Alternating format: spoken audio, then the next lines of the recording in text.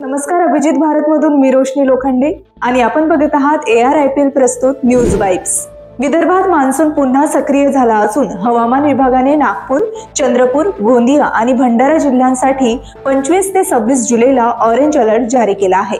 या भागात वादळासह मुसळधार पावसाची शक्यता वर्तवण्यात आली आहे। 2006च्या मुंबई रेल्वे बॉम्बस्फोट प्रकरणात मुंबई उच्च न्यायालयाने काही आरोपींना निर्दोष मुक्त केले होते।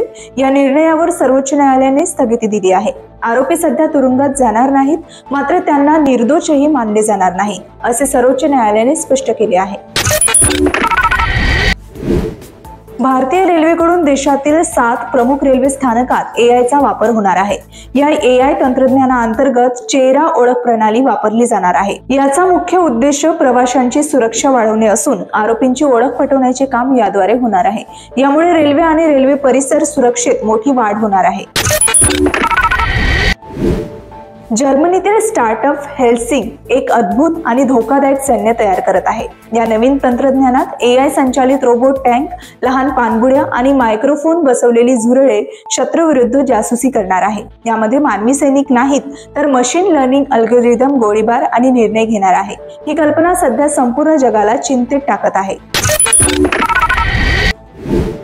विधू इशिकाने मिसेस अर्थ इंटरनॅशनल 2025 हा भारतासाठी किताब जिंकला आहे।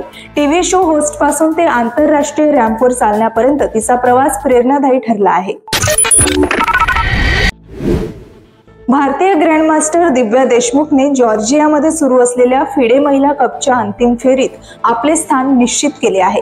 स्पर्धेच्या इतिहासात अंतिम फेरी गाठणारी दिव्या ही पहिली भारतीय खेळाडू ठरली आहे। प्रत्येक स्तरावरील बातम्या आम्ही रोज तुमच्यापर्यंत घेऊन येणार, फक्त न्यूज वाइब्स मध्ये।